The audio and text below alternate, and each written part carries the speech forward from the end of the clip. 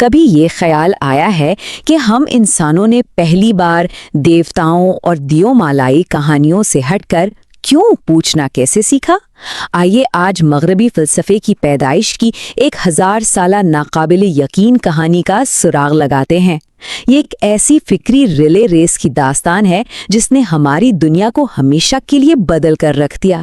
فلسفے سے پہلے دنیا کو سمجھنے کا طریقہ کہانیاں تھیں۔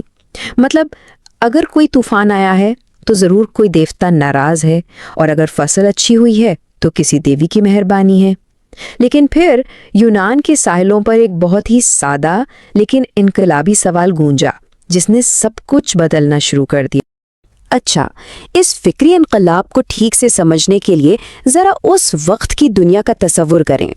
یہ بہادر جنگجوؤں، طاقتور دیوتاؤں اور ایسی بڑی بڑی کہانیوں کی دنیا تھی جہاں یہ مانا جاتا تھا کہ انسان کی قسمت تو پہلے سے ہی لکھی ہوئی ہے۔ یہی وہ پس منظر تھا جس میں انسانی سوچ ایک نئی کروٹ لینے والی تھی۔ تو چلیے شروع کرتے ہیں۔ ہماری اس فکری دوڑ کا آغاز ہوتا ہے یونانی کالونی آئینیا سے۔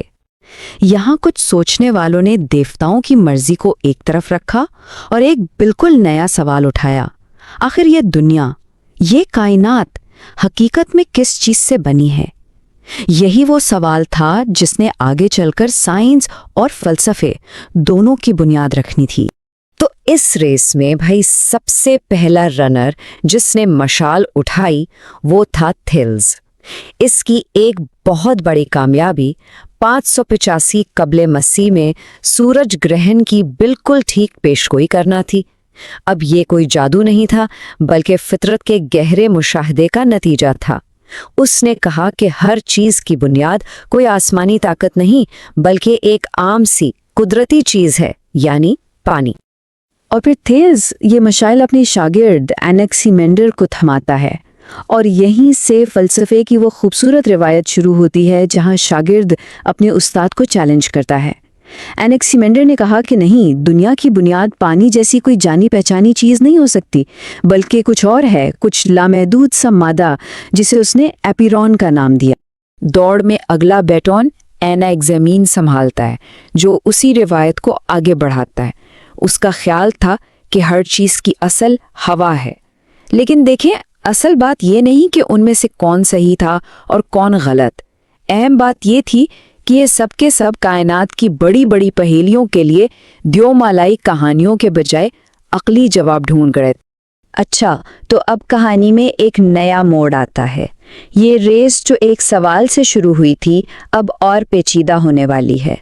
یونانی دنیا کے الگ الگ حصوں سے نئے سوچنے والے اس میدان میں آتے ہیں اور اپنے ساتھ نئے اصول اور نئے سوالات لاتے ہیں، جس سے فلسفے کا دائرہ بہت وسیع ہو جاتا ہے۔ اور اچانک جیسے فکری میدان میں ایک دھماکہ سا ہوتا ہے۔ اب میدان میں پیتھاگورس جیسے لوگ آ جاتے ہیں جو کہتے ہیں کہ کائنات کی بنیاد کوئی مادہ نہیں بلکہ نمبرز ہیں۔ دوسری طرف ہیراکلیٹس اور پارمینائیڈس کے بیچ ایک زبردست بحث چھڑ جاتی ہے کہ حقیقت اصل میں ہے کیا؟ کیا یہ ہر پل بدل رہی ہے یا ہمیشہ ایک جیسی رہتی ہے؟ اور یہاں ہمیں فلسفے کی تاریخ کا پہلا بڑا ٹکراؤ دیکھنے کو ملتا ہے۔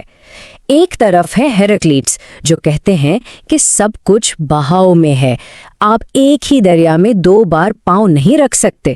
اور دوسری طرف ہے پارمینائیڈس جو کہتے ہیں نہیں، تبدیلی تو بس ایک دھوکہ ہے، اصل حقیقت تو ہمیشہ سے ایک جیسی اور غیر متغیر ہے۔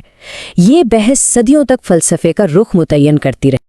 100 سال تک تو سارے فلاسفرز آسمان، ستاروں اور کائنات کی بنیاد پر غور کرتے رہے۔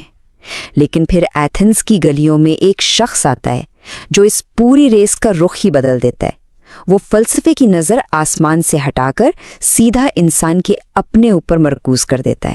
1 صدی سے زیادہ یونان کے سب سے بڑے دماغ اسی ایک سوال میں الجھے ہوئے تھے، یہ کائنات آخر بنی کس چیز سے ہے؟ یہ بہت بڑا سوال تھا، لیکن کیا یہ سب سے اہم سوال تھا؟ پھر سقراط آتا ہے اور ایک بالکل ہی الگ سوال پوچھتا ہے، ایک اچھی زندگی کیا ہے؟ اس کا کہنا تھا کہ بھئی کائنات کو سمجھنے سے پہلے خود کو تو سمجھ لو۔ اس نے فلسفے کا فوکس اخلاقیات، نیکی اور انصاف جیسے موضوعات پر کر دیا، اور اس ایک تبدیلی نے فلسفے کی تاریخ کو ہمیشہ کے لیے بدل دی۔ تو اب ہوتا یہ ہے کہ 399 قبل مسیح میں جب ایتھنز والے سقراط کو موت کی سزا دیتے ہیں تو لگتا ہے کہ شاید یہ فکری شمع بجھ جائے گی، لیکن ایسا نہیں ہوتا۔ اس کی موت کے بعد یہ فلسفے کی مشال اس کے سب سے قابل شاگرد کے ہاتھ میں آتی ہے، اور یہاں سے اس دوڑ کا سب سے شاندار اور مشہور دور شروع ہوتا ہے۔ اور یہ دیکھیں کیا کمال کا سلسلہ ہے، استاد، پھر اس کا شاگرد، اور پھر اس کا شاگرد۔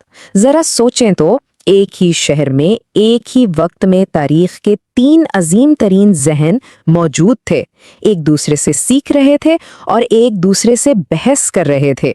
یہ ایتھنز میں فکری توانائی کا ایک بے مثال دور تھا۔ افلاطون نے اس کام کو ایک باقاعدہ شکل دی اور اپنی اکیڈمی بنائی، جسے مغرب کی پہلی یونیورسٹی بھی کہا جا سکتا ہے۔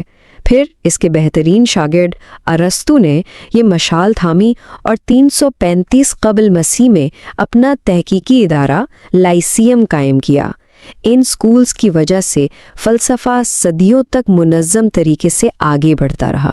ایتھنز کے ان بڑے ناموں کے بعد دنیا کا نقشہ بدل رہا تھا۔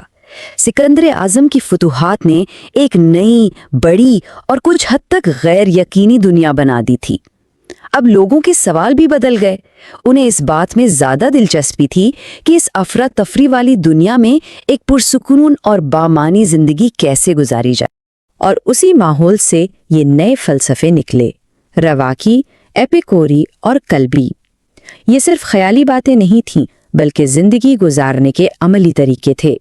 رواقیت نے سکھایا کہ مشکلات میں ثابت قدم کیسے رہنا ہے، جبکہ ایپیکوریت نے چھوٹی چھوٹی خوشیوں میں سکون تلاش کرنے پر زور دیا۔ ان کے خیالات پوری ہیلینسٹک دنیا اور پھر رومی سلطنت میں پھیل گئے۔ لیکن جیسا کہ ہوتا ہے، ہر دوڑ کو کبھی نہ کبھی ختم ہونا ہوتا ہے۔ تقریباً 1000 سال تک روشن رہنے کے بعد یہ فکری شمع مدھم پڑنے لگی۔ رومی سلطنت میں سیاسی اور ثقافتی تبدیلیاں آئیں، اور ایک نئے مذہبی ماحول نے قدیم یونانی سوچ کی جگہ لینا شروع کر دی، جس سے یہ عظیم دوڑ اپنے ڈرامائی انجام تک پہنچی۔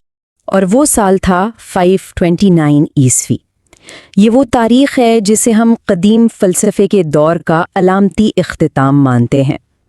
اسی سال بازنطینی شہنشاہ جسٹینین نے، جو ایک عیسائی حکمران تھا، ایتھنز میں افلاطون اور ارسطو کے فلسفے کے سکولوں پر باضابطہ طور پر تالے لگانے کا حکم دے دیا۔ ایسا نہیں کہ بڑے مفکر ختم ہو گئے تھے۔ پلوٹائنس، آگسٹین اور بوئیتھیس جیسے لوگ کام کرتے رہے، اور کئی نے تو یونانی فکر کو عیسائی الہیات سے جوڑنے کی کوشش بھی کی۔ لیکن وہ جو ادارہ جاتی روایت تھی، وہ جو سکولز تھے، ان کا دور ختم ہو چکا تھا۔ ایتھنز کے سکولوں کی بندش اس عظیم ریلے ریس کا ایک علامتی اختتام تھی۔